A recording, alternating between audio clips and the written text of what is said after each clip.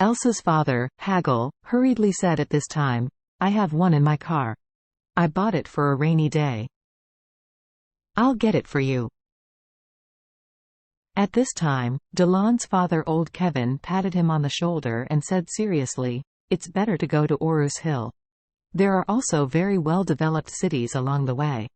There is no wilderness, so you don't have to worry too much. Pay attention to safety and find a big tent in a park in the city at night. You should be able to reach Orus Hill in a dozen days." Delon cried and nodded. Director Kevin sighed, and said, You must ride it all the way honestly. Sneak rape and skiing are absolutely not allowed in the middle. This is also an experience for you, you know?" Delon whimpered, "I know, Dad."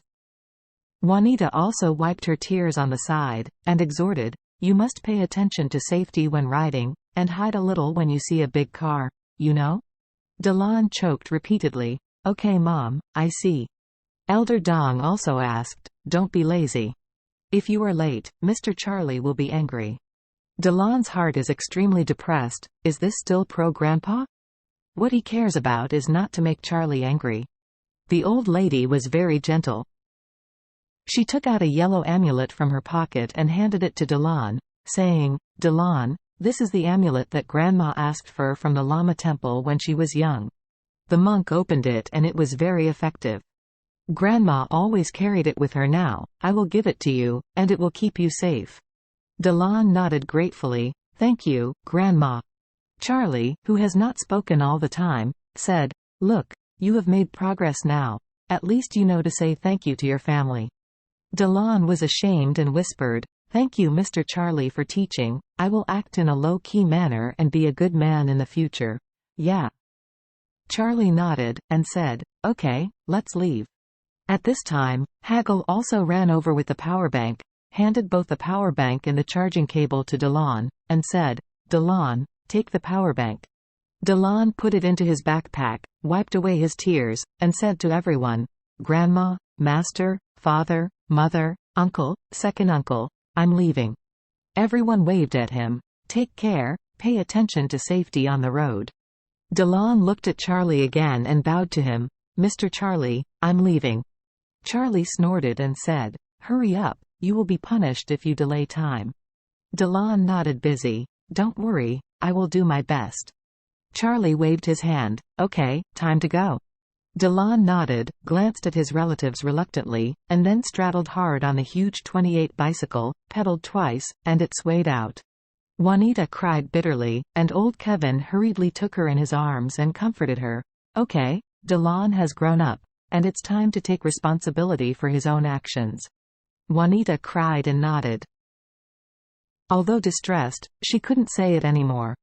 Charlie looked at Elsa at this time and said seriously, "When your cousin arrives in Orus Hill, you must strictly restrain him. If he is honestly reforming, he may be able to change his mind. Otherwise, this person may be abandoned in the future." Elsa quickly responded and said, "Don't worry, I will strictly restrain him." "Yeah." Charlie nodded and said, "Okay, I'll go back first." Elsa asked, "Then I book the ticket and will tell you?" "It is good." Elsa asked again, "Do you want me to pick you up where you live and go to the airport with you?" Charlie waved his hand. "No, see you at the airport." Liang hurried up and said with a smile, "Mr. Charlie, are you going back to my uncle's house? It's not easy to take a taxi here. Why should I not drive you?" Charlie glanced at him and nodded slightly. "All right." The whole Dong family put Charlie and Liang in the car together, and finally breathed a sigh of relief when the car drove away. In the car, Liang said with a compliment, "Mr. Charlie, your handling of Delon is really amazing." Charlie said indifferently, "That's the case, you don't have to flatter me here." Liang hurriedly said, "I'm really not trying to flatter you. Usually, when people solve such problems, they often have to teach the other party and force the other party to honor the bet. But you can open the net, let him go, and give him tailoring. Such a set of transformation plans is absolutely deliberate. I believe Delon will never dare to be arrogant and domineering again." Charlie looked at him and asked, "What about you?" Do you still dare to be arrogant and domineering in a future and draw swords at your relatives? Wei Lang's expression was stunned, and he blurted out, "No, no, absolutely not."